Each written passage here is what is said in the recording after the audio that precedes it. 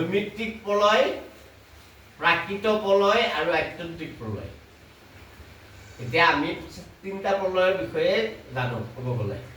তিনিটা প্ৰলয়টো প্ৰথমতে নিত্য প্ৰলয়। আমি প্ৰতি মুহূৰ্তত প্ৰলয়ৰ সন্মুখীন হৈ আছোঁ। কালে আমাক সংহাৰ কৰি আছে প্ৰতি মুহূৰ্তত।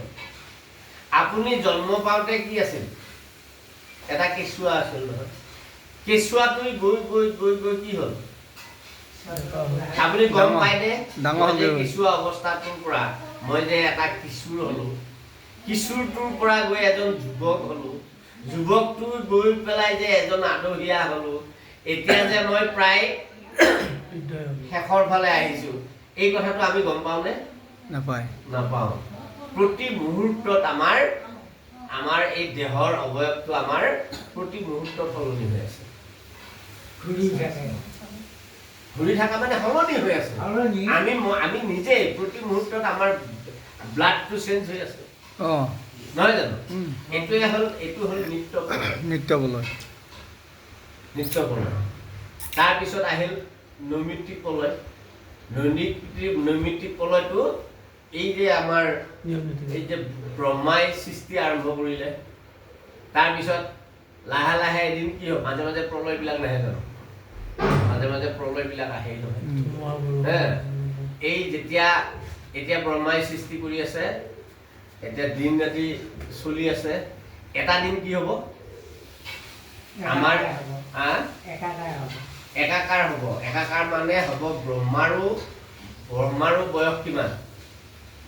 ব্ৰহ্মাৰ বয়স 100 বছৰে, মানুহৰ বয়সো 100 বছৰে। কিন্তু ব্ৰহ্মাৰ বয়স এদিনত আমাৰ কিমান দিন?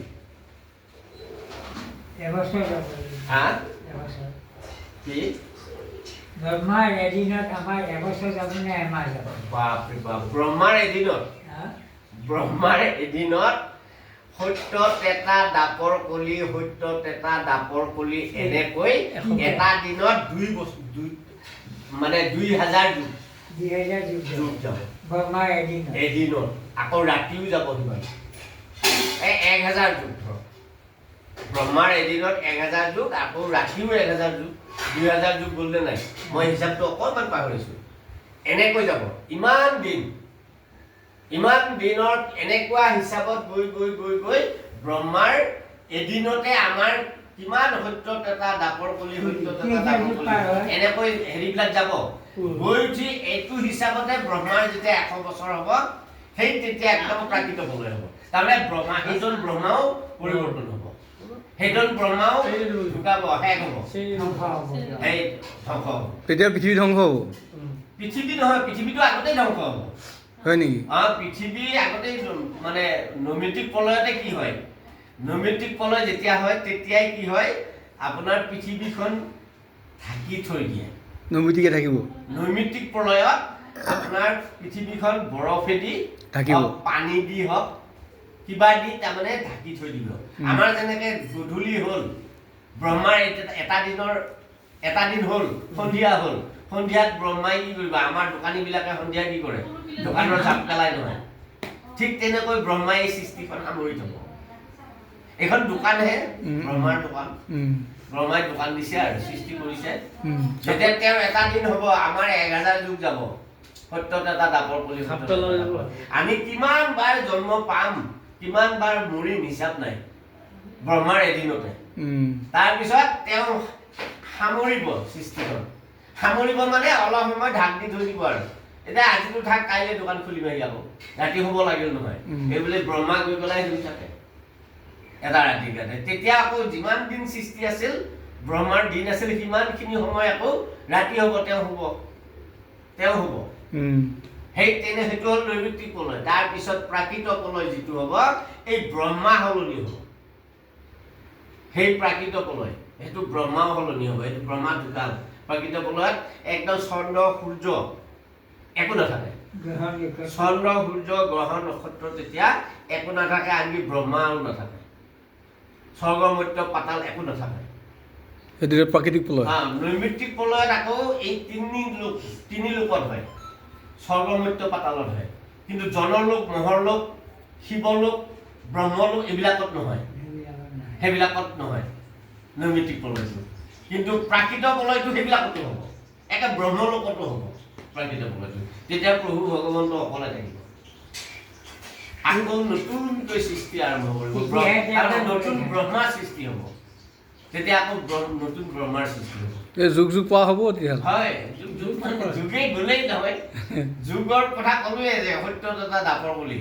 সত্য যুগে কিমান বছৰ, দাপৰৰ কিমান হাজাৰ লাখ বছৰ, নহয় জানো? হিচাপটো মানে ফটকৈ পাহৰা যায়। এতিয়াতো কলি, এতিয়া কলি নহয়, ডাঙৰ পণ্ডিতবিলাকৰ সদায় মুখস্থ এতিয়া কলি লাগিলে। এতিয়া কলি যুগ থাকিব, কলিৰ পিছত আকৌ সত্য আহিব। অঁ, সত্য তথা দাপৰ কলি এনেকৈ যাব। ব্ৰহ্মাৰ বোলে আধা বয়সহে গৈছে, এটা দিনৰ আধা দিনহে গৈছে ব্ৰহ্মাৰ। ব্ৰহ্মাৰ আধা দিন গৈছে এটা দিনৰ। একবেলা হৈছে, একবেলা হৈছে, একবেলা হৈছে, একবেলা হৈছে আৰু এতিয়া আৰু একবেলা 12টা বাজিছে এখন। 12টালৈকে হ'ল। তেওঁ একবেলাহে হৈছে। গতিকে এনেকৈ যাব আৰু কত দিন আছে এই সৃষ্টি ধ্বংস হ'বলৈ, পৃথিৱী ধ্বংস হ'বলৈ, আৰু বহু বছৰ আছে। সেনেকুৱা আৰু এই প্ৰলয়কেইটাৰ কথা ক'লো। এই এনেকৈ তাৰমানে এই প্ৰলয়বিলাক আহে যায়, আৰু ব্ৰহ্মাও নতুন ব্ৰহ্মা হয় আকৌ। সেইকাৰণে ব্ৰহ্মাৰো তাৰমানে ব্ৰহ্মাৰো ভয়, দেৱতাবিলাকৰতো ভয় আছেই, মৃত্যুৰ ভয়টো ব্ৰহ্মাৰো আছে। সেইকাৰণে আমি যে নাম এটা গাওঁ, ভাৰত বৰিষ ধন্য বলি যুগ হৰি হৰি হৰি হৰিয়ে ব্ৰহ্মাৰ বাঞ্ছনী নৰ তনু অনুপাম। ব্ৰহ্মায়ো বাঞ্ছা কৰে মানুহ হ'বলৈ। কিয়? ব্ৰহ্মায়ো বিচাৰে মানুহ হ'বলৈ, দেৱতাবিলাকেও বিচাৰে মানুহ হ'বলৈ। কিয়? তাৰমানে এই মৃত্যুৰ পৰা ডাইৰেক্ট যাব পাৰি জন্ম মৃত্যুৰ সিটো পাৰলৈ, এই মৃত্যুৰ পৰা যাব পাৰি।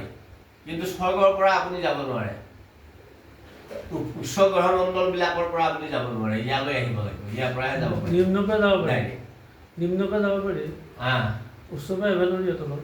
সেইটোৱে কথা। গতিকে আপুনি আৰু পুণ্যৰ, সেইবিলাক হ'ল পুণ্যৰ জমা পুণ্য ক্ষয় কৰাহে ঠাই। গতিকে আপোনাৰ জমা পুণ্যখিনি যেতিয়া শেষ হ'ব, তেতিয়া আপুনি ইয়ালৈ আহিব লাগিব। আপোনাৰ বহুত টকা আছে, বহুত টকা আছে, 5 ষ্টাৰ হোটেলত গৈ কেইদিনমান থাকি খাই আহিব গ'ল। দাৰ্জিলিঙত যায় নহয় কিছুমানে, শ্বিলঙতো যায় কিছুমানে, গৰম দিনত থাকিবলৈ। পইচাখিনি শেষ হৈ আকৌ আহেনে নাই? আকৌ ঘূৰি আহে। ঠিক তেনেকুৱা, সেইবিলাক হ'ল স্বৰ্গলোকবিলাক হ'ল সুখৰ ঠাই, সুখৰ ঠাই।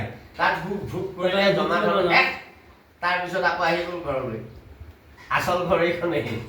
গতিকে ইয়ালৈ আহিবই লাগিব, ইয়াৰ পৰাহে আকৌ প্ৰভু ভগৱন্তক আকৌ চিন্তা কৰিব পাৰি ইয়াত ভালদৰে। ইয়াত চিন্তা কৰি আকৌ পিছত যাব পাৰি আৰু প্ৰভুৰ ওচৰলৈ যাব পাৰি। কৃষ্ণ।